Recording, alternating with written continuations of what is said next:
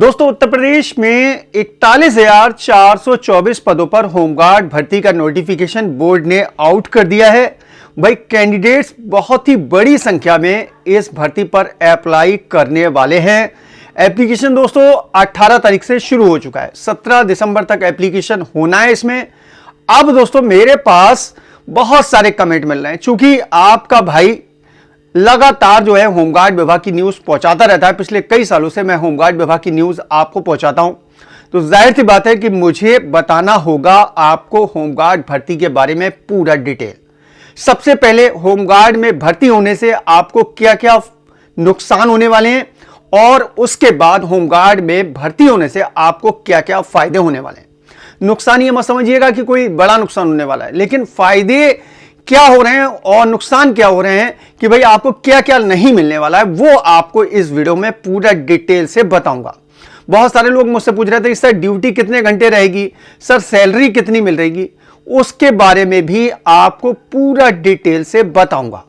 तो एंड तक पूरा वीडियो देखिएगा। वीडियो बहुत ही इंटरेस्टिंग है, बहुत ज्यादा नॉलेज आपको इस वीडियो में मिल जाएगी। होमगार्ड भर्ती में जो एप्लीकेशन करने वाले हैं उनके लिए तो ये वीडियो बहुत ही इंपॉर्टेंट है, तो इस वीडियो को खूब शेयर कर दीजिएगा। जो भी भर्ती होने जा रहे हैं, जो भी ग्रुप हैं आपके, उन सभी को इस वीडियो को शेयर कर दीजिएगा ताकि उनके जितने भी कंफ्यूजन चल रहे हैं वो दूर हो जाए। दोस्तों आपकी जानकारी के लिए बता दूं कि भाई होमगार्ड लगातार संघर्ष कर रहे हैं। किस बात का संघर्ष कर रहे हैं?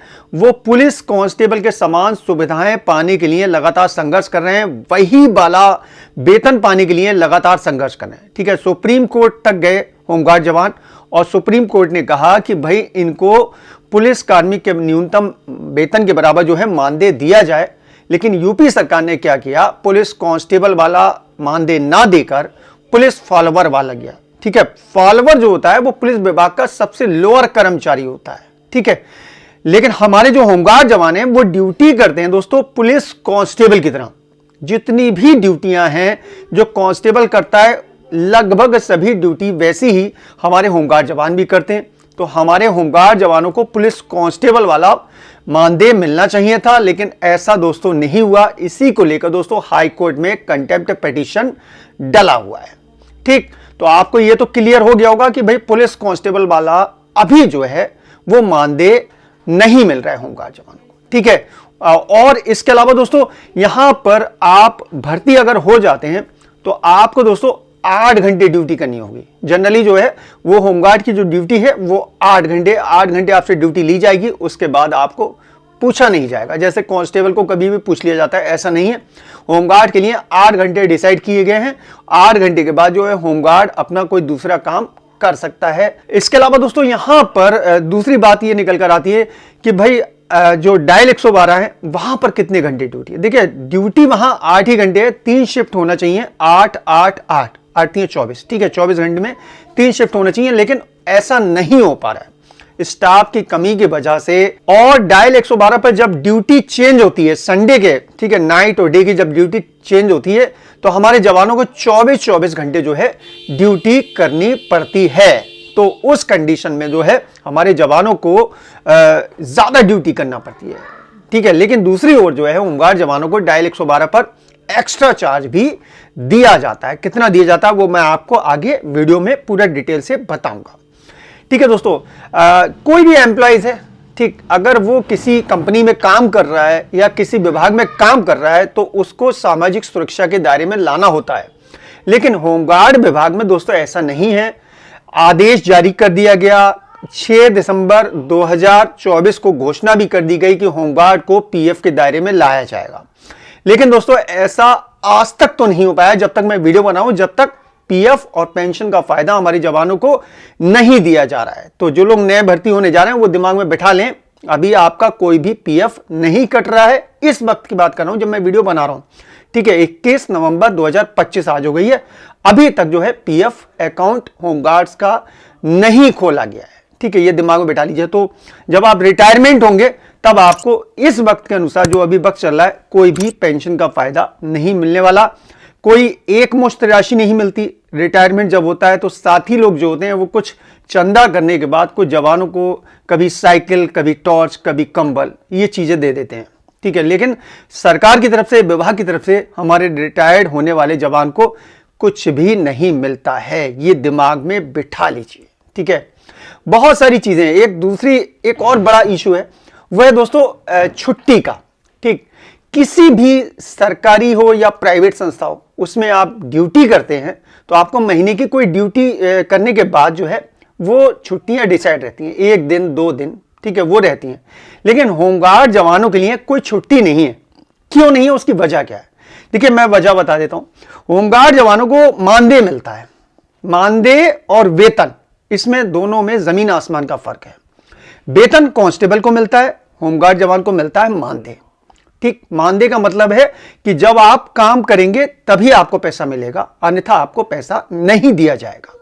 जबकि कांस्टेबल छुट्टी पर भी रहेगा तो भी उसकी सैलरी जो है, वेतन जो है वो बनता रहेगा। लेकिन विभाग से लगातार मांग की जा रही है कि हमारे जवानों को साल में कम से कम 12 छुट्टियां तो दी जाएं, और हक है।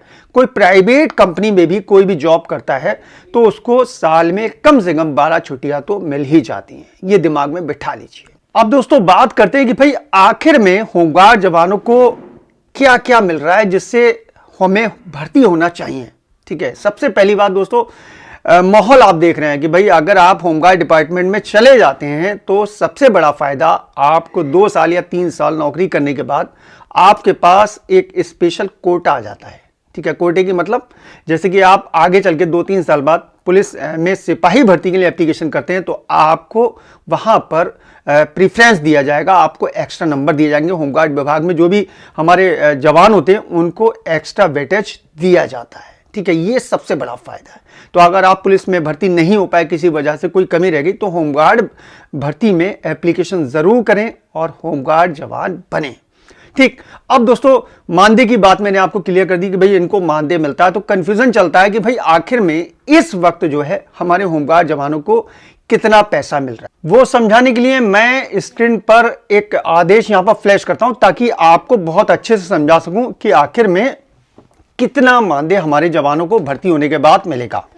देखिए दोस्तों, आपको यहां दिख रहा होगा, ये एक आदेश है। ठीक है, आदेश के ऊपर मत जाइए, फिलहाल मैं इसमें जो मेन चीज है वो आपको समझा देता हूं। सबसे पहले समझ लीजिए आपकी बेसिक, ठीक है, जो आपका मूल है, जैसे मूल कहते हैं, बेसिक है ना, वो आपका दोस्तों यहां पर 600 रुपए, 600 रुपए आपको मूल मिलेगा अभी 7वें वेतन आयोग के आधार पर। ठीक है, 8वां जब लागू होगा तो बढ़ेगा, जाहिर सी बात है। अभी जो है आपको बेसिक जो है वो 600 रुपए मिल रहा है।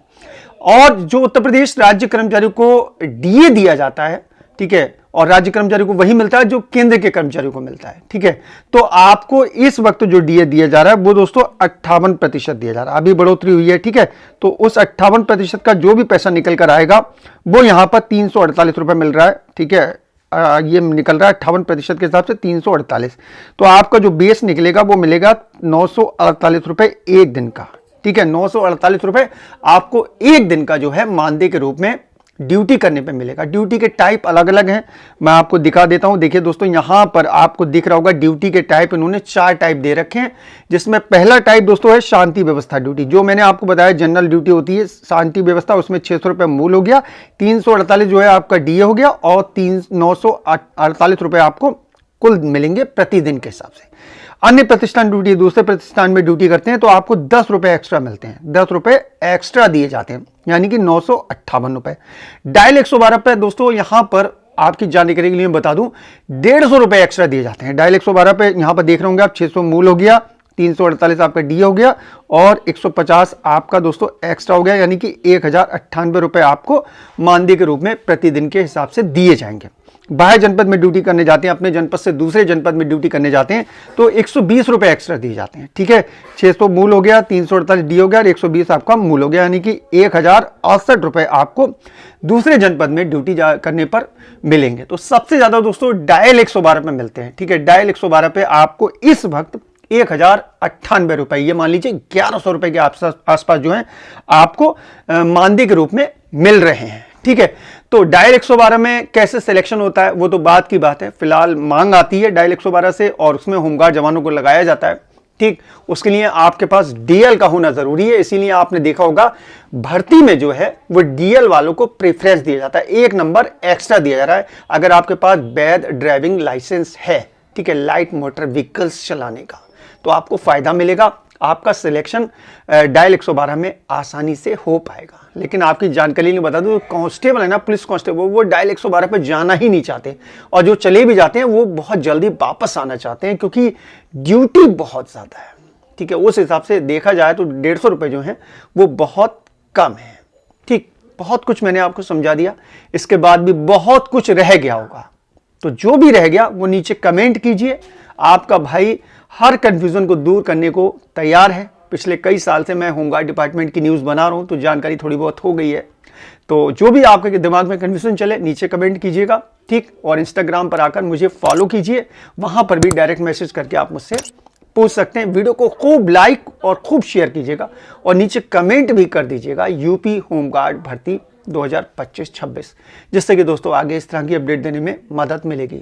चलिए दोस्तों, चलता हूं, अपना ख्याल रखिए, परिवार का ख्याल रखिए, फिर मुलाकात होगी। Thank you.